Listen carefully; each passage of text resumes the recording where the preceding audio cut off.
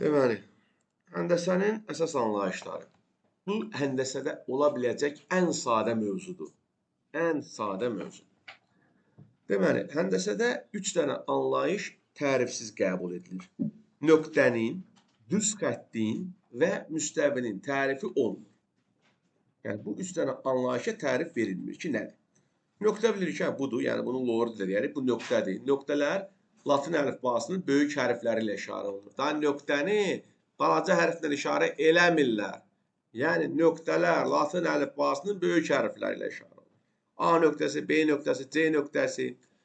Sonra düz xətt. Bunun da bir riyazi tərifi yoxdur. Düz xətt. Nə başlanğıcı var, nə sonu var. Ona görə də uzunluğu yoxdur. Düz xətti əsasən Latin əlifbasının kiçik hərfləri ilə işarə edilir. Məsələn, A düz xətti, B düz xətti, C düz xətti və yaxud düz xətti onun üzərində olan sonsuz sayda. Düz xətt elə ki, sonsuz sayda nöqtənin birləşməsidir. Sonsuz sayda nöqtəni belə bitişdirmişik, düppədüz. Düz xətt olur. Bu düz xəttin üzərindəki sonsuz sayda nöqtədən sadəcə x-inin adına görə AB düz xətti də deyə bilirlər. Yəni, bir kiçik hərflə də işarə oluna bilər və yaxud onun üzərindəki sonsuz sayda nöqtədən x-inə görə AB düz xətti olaraq da adlandırıla bilər. Qeyd edeyim ki, AB düz xətti və ya BA düz xətti eyni xəttdir. Yəni, A ilə B-dən keçib, ya B ilə A-dan keçib. Eyni xəttdir. İkincisi deyil. Sonra şua. Şua nədir? Biz necə? Şua düz xətti, şuaya başqa sözlə yarım düz xətt də deyirlər. Bax, biz bu düz xəttin üzərinə bir dənə nöqtə qeyd eləsək, həmin nöqtə və ondan solda yerləşənlər və yaxud həmin nöqtə və ondan sağda yerləşənlər bir şua əmələ gətirir. Yəni, şuanın başlanğıcı var, sonu yoxdur. Şuaya həmçinin yarım düz xətt də deyirlər. Əsasən şua deyirik, amma testlərdə yarım düz xətt sözünü də görə bilərsiniz. Şualar da ya Latin əlifbasının bir kiçik hərf ilə adlandırılır, A şuası. Ya da biri başlanğıc nöqtə olmaqla digəri də ondan sonraki hər hansısa bir nöqtəyə görə AB şuası və yaxud da ki, buradakı bir nöqtə S olarsa AS şuası. Amma burada artıq SA ilə AC eyni məna vermir. Çünki birinci yazılan onun başlanğıc nöqtəsini göstərir. AC şuası deyilsə, insan anlayır ki, bunun A nöqtəsindən başladığını bildirik. Və yaxud heç nə başlanğıc, nə sonu bildirmədən sadəcə bir kiçik hərflə də adlandırırlar.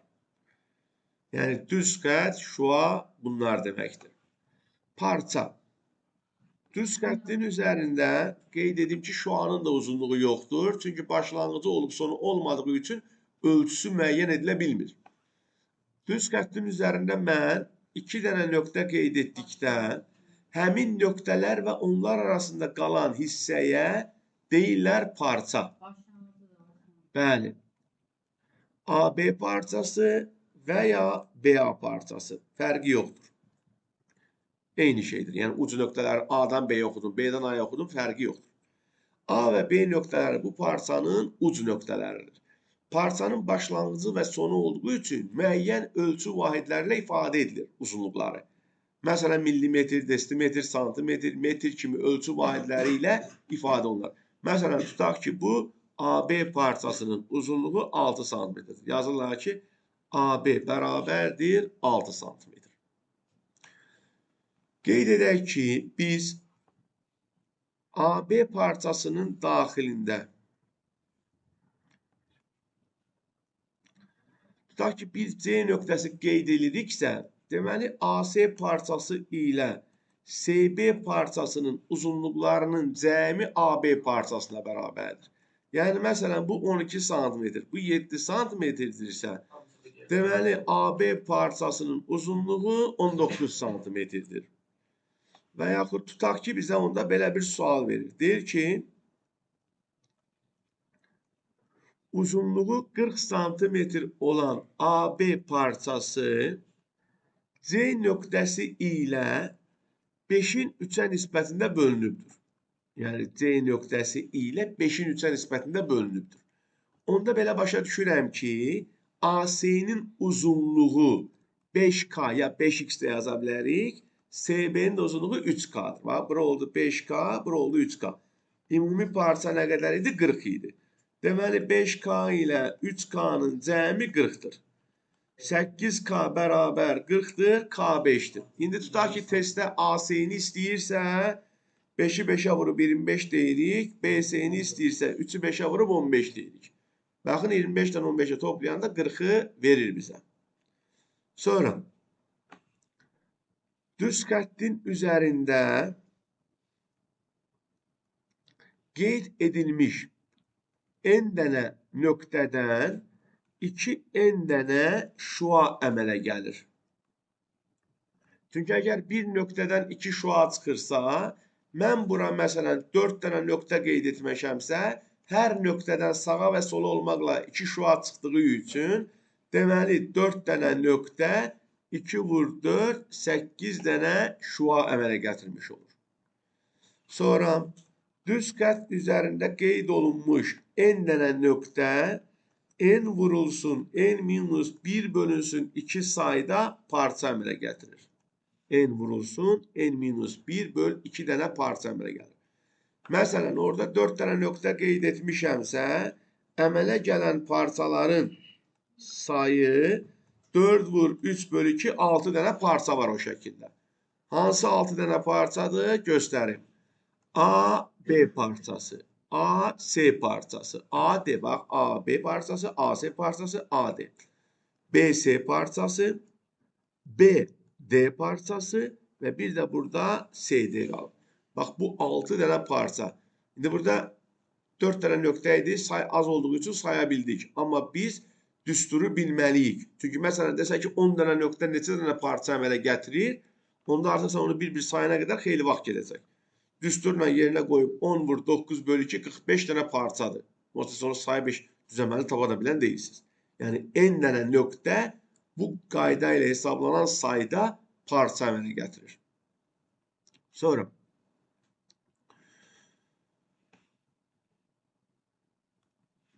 bunlar haqqında bir şey qaldı mı? Yox. Parçadan, şuadan, düz xəttdən bunlar danışılır. Gələk indi bucaqlarla bağlı olan hissələrə. Çox gözəl. Deməli, bucaq nədir? Bir nöqtədən çıxan 2 şua və onların əmələ gətirdiyi fiqur bucaq adlanır. Bax, bir nöqtədən çıxan bu 2 dənə şuanın əmələ gətirdiyi bu fiqura bucaq deyirlər. Bucaqlar ya Latın əlifbasının bir böyük hərfi ilə adlandırılır. Bu zaman qeyd edeyim ki, bax bu nöqtəyə bucağın təpə nöqtəsidir. A nöqtəsi bucağın təpə nöqtəsidir. AC və AB şuaları isə bucağın tərəfləri sayılır. Yəni A nöqtəsi bucağın təpə nöqtəsidir və o A nöqtəsindən çıxan AC və AB şuaları da bucağın tərəfləri sayılır. Dediyim kimi, bucaqlar ya Latın əlifbasının bir böyük hərflə təpə nöqtəyə görə, daha ona S bucağı demək olmur. Təpə nöqtəsi hansı nöqtədədirsə, buna uyğun olaraq A bucağı. Ya da 3 böyük hərflə göstərilirsə, bu zaman təpə nöqtə ortada yazılır. Ya SAB və ya BAC eyni şeydir. Yəni təpə nöqtə oradadır. Buradan başda oxu, oradan başlayır. SAB və ya BAC. Bu bucağın adlandırılmasıdır. Bəzən güvəndə rastımıza çıxır. Bucaqlar 2 kiçik hərfə görə də adlandırıla bilər. Yəni onsuz da bu A şuasıdır, bu B şuasıdır. Bunlar arasında qalan bucaq olaraq bucaq AB. Yəni A və B şualarının arasında qalan bucaq. Bunlar onun adlandırılmasıdır. Siz bunları ibtidai və ya 5-ci sinifdən öyrənirsiniz. Bu adlandırmaları. Həmçinin bucağın növlərində. Deməli, bucağın aşağıdakı növləri var. Birincisi, açıq bucaq. Açıq bucaq nədir? Bax, bucağın tərəfləri tamamlayıcı düz xəttlər. Yəni, bucağın 2 dənə tərəfi yoxdur. Bu 2 dənə tərəf, bucağın tərəfləri, bir düz xətt əmələ gətirirlərsə, buna deyirlər açıq bucaq. Yəni, bucağın tərəfləri tamamlayıcı düz xətlər olur. Yəni bir-birini düz xətlə tamamlayır. 80 dərəcə. Bəli. O birisi də 49. O birisi də deyəndə kimdə deyil. İki bucaq var. Bu oldu açıq bucaq. Açıq bucağın yarısına deyilir düz bucaq. Bəli. Adı üstündə də açıq bucağın yarısı. Bu düz bucaq işarəsi. Bax, belə işarə qoyularsa bu düz bucağı göstərir. Düz bucağın dərəcə ölçüsü 90 dərəcədir. Düz bucaqdan kiçik olan bucaqlara deyirlər iti bucaq. Yəni 90 dərəcədən kiçikdirsə bu adlanır iti bucaq. Yəni iti bucağın dərəcə ölçüsü 0-90. Bu alfadır. Bucaqlar əsasən Yunan əlifbasının hərflərinə uyğun olaraq alfa bucağı deyilir, beta bucağı deyilir, gamma bucağı deyilir. Deməli, məsələn, bu şüaların arasında qalan alfa bucağı iti bucaqdır. İti bucağın dərəcə ölçüsü 0-dan 90 arasında olur. Nə 90 ola bilməz. 90 olsa artıq düz bucaqdır. Nə də 0 dərəcəli bucaq yoxdur. 90-dan böyük, 180-dən kiçik olan bucaqlara deyirlər kör bucaq. Kör bucaq. Bəli, kör bucağın dərəcə ölçüsü 90-dan 180 arasında. Məsələn, 120, 107, 148. Bunlar 90-180 aralığında olduğu üçün kör bucaqdır. 75, 0-90 arasında olduğu üçün iti bucaqdır. Aydınmı? 90'ın özü düz bucaqdır, 180 də açıq bucaqdır. Sonra tam bucaq var. Tam bucaq nədir? Bəli, tərəfləri üst-üstə düşən bucağa tam bucaq deyilir. Yəni, bu 360'dır, ay bala, 360. Bu bucağın tərəfləri bucaq deyil, bu tərəfləri qatlanıb gəlib üst-üstə düşübsə, buradan bura 360 dərəcə olmuş olur. Yəni, bu olur tam bucaq və tam bucağın dərəcə ölçüsü 360 dərəcə. Bunlar bucağın növləridir.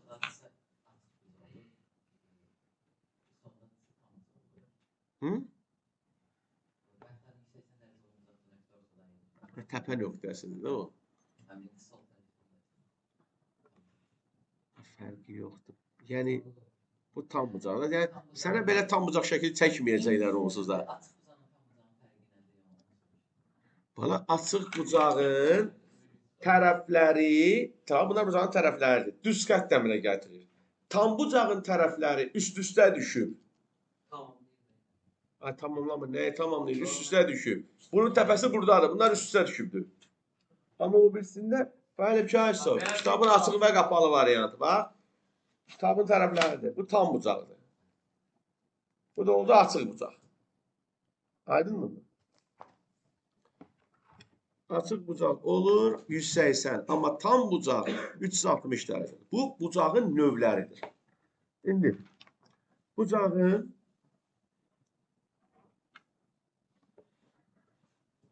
parçada olduğu kimi belə bir bucağın sayının tapılması qaydası var. Bax, bir nöqtədən çıxan n dənə şua, n vurulsun, n-1 bölünsün 2 sayda bucaq əmələ gətirir. Parçadakı düsturun eynisidir. Baxın, orada da elə idi. N dənə nöqtə bu qədər parça əmələ gətirirdi. Burada da deyir ki, bir nöqtədən çıxan n dənə şua bu qədər bucaq əmələ gətirir. Məsələn, burada bu nöqtədən neçə dənə şua çıxıb? 1, 2, 3, 4.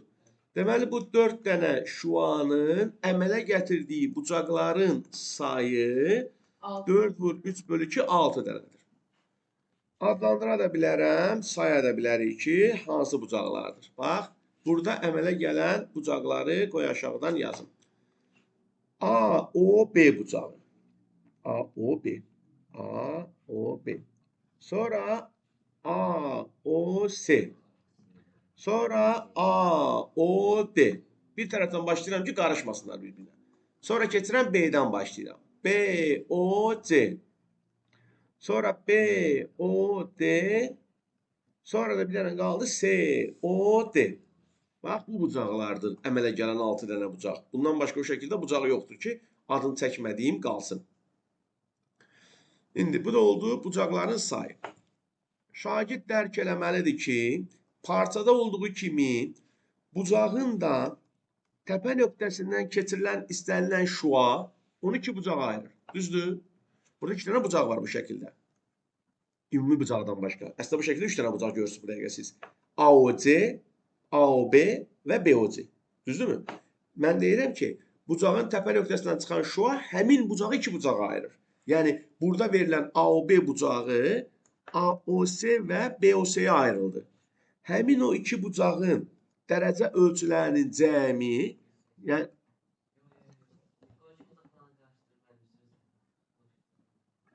bu iki bucağın dərəcə ölçüsünün cəmi AOB-yə bərabərdir.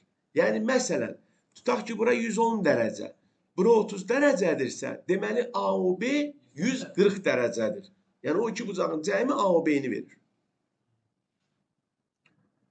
Mən açıq bucaq çəksəydim, qonşu bucaqdan danışsaydım, sən deyərik. Hələ biz ondan danışmırıq. Məsələn, belə bir şəkil görsəydik və tutaq ki, bura desəydik ki, 40-dır, bu neçədir? Onda 140-dır. Çünki başa düşürük ki, bu 180 dərəcəlik bucaqdır. 180-dən 40-ı çıxaraq deyə bilərik ki, buradakı bucaq, yəni AOC 140 dərəcədir. Aydınmı? Çünki AOB açıq bucaqdır. AOC ilə BOC-ni toplayanda AOB eləməlisən. Nəyin üstə 40 gəlsəm 180 eləyər? 140-ı. İndi davam edək tənbölən anlayışı. Deməli, bəli, bucağın təpə nöqtəsindən çıxıb onu iki bərabər hissəyə bölən şuaya tənbölən deyilir. Yəni, burada OC AOB bucağının tənbölənidir. AOB bucağının tənbölənidir. Yəni, alınan o iki dənə bucaq var, AOC və COB bir-birinə bərabər olmalıdır. Tənbölən bucağı iki bərabər bucağa bölür. Yəni, məsələn, bura 30-dursa, bura neçə olmalıdır? 30. Onda bütün bucaq 60 olmalıdır. Və ya tutaq ki, belə bir sual verir. Deyir ki, AOB bucağı 120 dərəcədir. Yəni, AOB 120-dir, bir deyəm. OC də onun tənbölənidirsə, OC də onun tənbölənidirsə, AOC neçə dərəcədir? Bəli, deməli, tənbölən o bucağı yarı böldüyü üçün bunların hərəsi 60 dərəcə olmalıdır.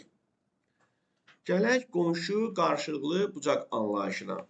Nədir qonşu bucaq, nədir qarşılıqlı bucaq? Buna baxaq. Deməli, bax, tutaq ki, bu AOB bucağıdır. Bucağın, yəni tərəflərindən hər hansısa birinin uzantısını çəkək. Bax, bunu uzatdım. OB şüasını əks tərəfə uzatdım. Bu zaman burada yeni bir bucaq yarandı. Düzdürmü? Həmin bucaq verilən bucağın qonşusu adlanır. Bax, AOC bucağı və AOB bucağı qonşu bucaqdır. Və yaxud mən burada OA-nı əks tərəfə uzadardım. Bura adlandırım C. Bu zamanda əmələ gələn bucaqlar yenə qonşu bucaqlar oldu. AOB ilə bu şəkildə. AOB və COB, BOC fərq yoxdur. Bu iki bucaq qonşu bucaqdır. Yəni, qonşu bucaqların bir tərəfi düz xəttə əmələ gətirir. Bir tərəfi isə ortaq olur. Burada da bax, bir tərəf düz xəttdir. Bir tərəfi isə ortaqdır. Yəni, hər hansısa bir bucağın iki dənə qonşusu ola bilər. Bir tutaq ki, AO tərəfində bir kişi qonşusu ola bilər, bir də OB tərəfində bir kişi qonşusu ola bilər. Aydınmı? Yəni, hər bir bucaqda iki dənə qonşu ola bilər. Ya bu tərəf uzadıb qonşunu görmək olar, ya o tərəfi uzadıb qonşunu görmək olar. Qonşu bucaqlar şəkildən də göründüyü kimi açıq bucaq əmələ gətirir. Düzdürmü? Çünki bir tərəfi düz xəttə əmələ gəldi axı. Ona görə də deyilir ki, qonşu bucaqların cəmi 180 dərəcə olur.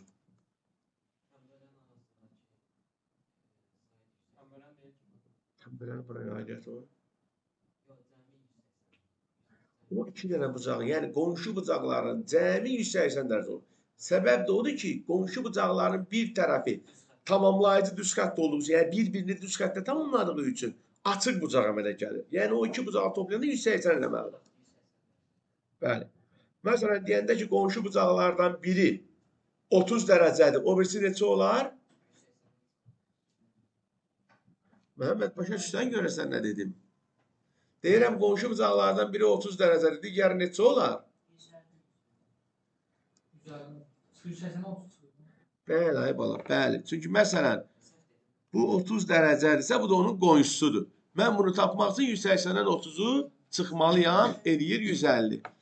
Və yaxud bizə testdə deyir ki, qonşu bucaqlardan biri o birisindən 4 dəfə böyükdür. Kiçik bucağı tap.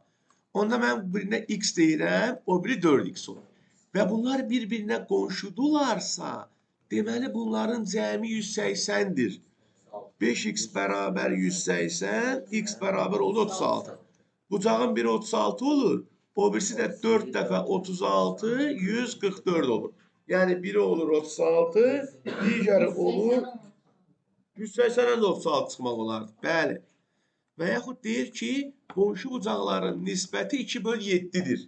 Kiçik bucağı tapın. Nisbət, mütənasibliyə görə bunlardan biri 2K-dır, biri 7K-dır. Və bunlar qonşu olduqları üçün cəmləri 180-dir. Yəni K 20-dir. Kiçiyi də 2K olduğu üçün 40-dır. Sonra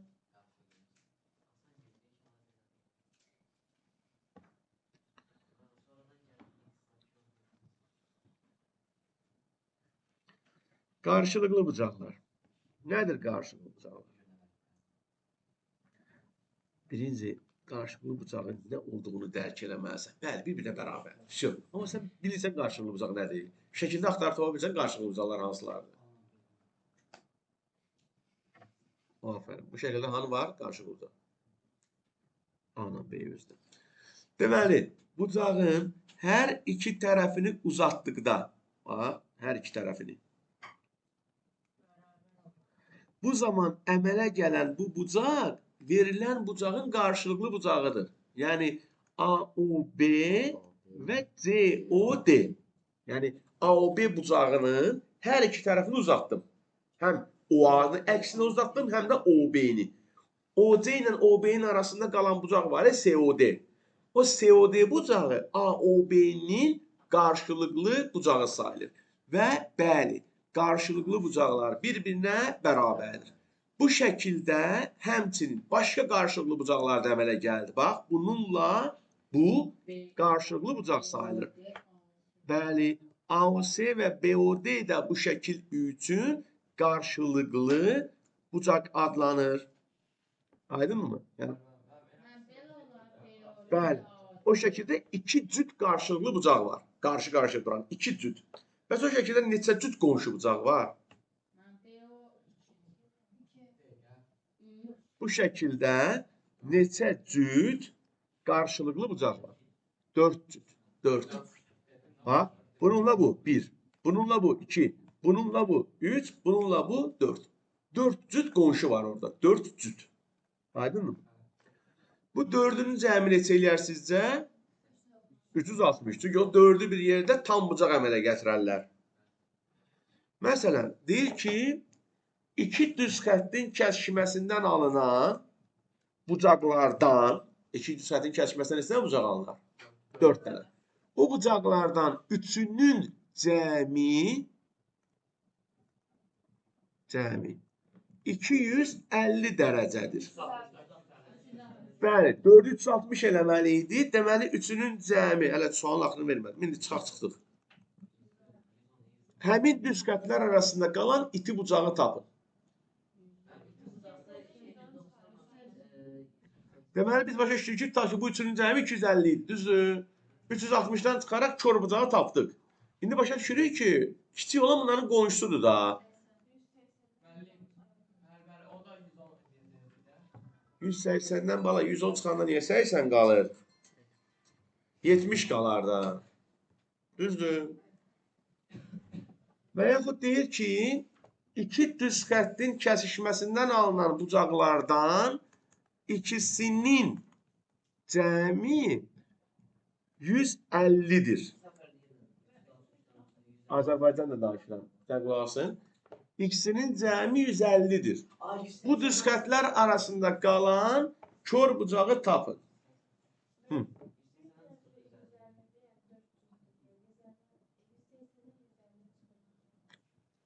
Düşünə bilmədiniz. Valla burada 4 dənə bucaq var. Düzdür. Məsələn, bu adlandırım. Sizcə burada cəmi 150, ikisinin cəmi 150'dir. Hansı iki dənə bucağın cəmi 150 eləyə bilər? Qarşılıqlı olan ikisinin. Çünki yan-yana olanlar qonşudurlar, cəmləri 180 olmalıdır. Deməli, bu ikisi qarşılıqlı bucağın cəmi 150 eləyə bilər. 150'ni bölərik 2'yə, 75, 75. Bunlara nə qalar? 180'dən çıxaraq 75'ləri qalar 105. Baş deməli, baş. İkisinin cəmi deyir 150'dir. Şagird fikirləşməlidir ki, hansı x ola bilər buradakı cəmi 150 olsun? Ancaq bir-birindən qarşılıqlı olanlar ola bilər. Çünki hansı iki dənəsi qonşuya baxsan 180 edir. Düzdür? Yəni onu düşünməlisiniz. Sonra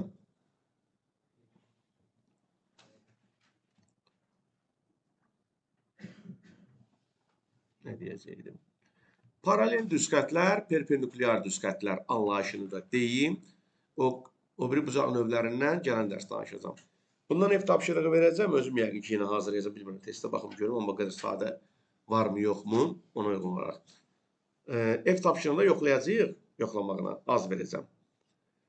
Bir də ki, 1 saatda test ayıracağıq. 1 saat. Bu dediyim kimi, əvvəldən keçdiyimiz natural ədədlər, çoxluqlar, adi onluq kəsirlər və faiz. Hə? Yox. Bu bucaqlardan salmayacağım testə. Çünki sizə bələd deyiləm də. Yəni verəcəm və onsuz da gələr başa düşməmişim nə deyim mən. İndi paralel düz xətlər və perpendikulyar düz xət nədir? Baxın, ümumiyyətlə düz xəttin üzərində olmayan bir nöqtədən birinci paralel düz xət deyim, sonra bunu deyim. Paralel düz xət nədir? Kəsişməyən iki düz xəttə paralel düz xət deyirlər. Bu onun riyazi simvoludur. 2 dənə xət paralel. Yəni riyazi olaraq bu işarəni görəndə biz başa düşürük ki, A və B paralel düz xətdir.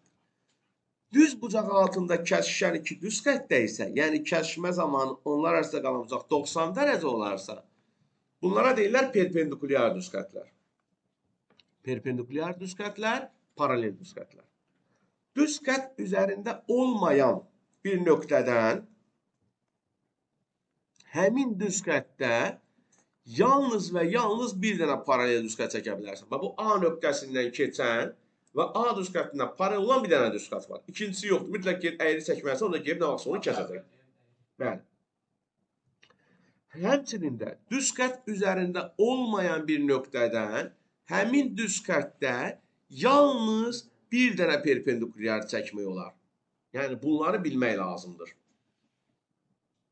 Bu belə. Orada başqa bir şey qalmadı. Qonşu, qarşılıqlı bucaqlar. Bunlarla bağlı ev tapşırığı verəcəm. Gələn dəfədə iki paralel düz xəttin üçüncünə kəsişməsi və s. bunlardan danışacağıq.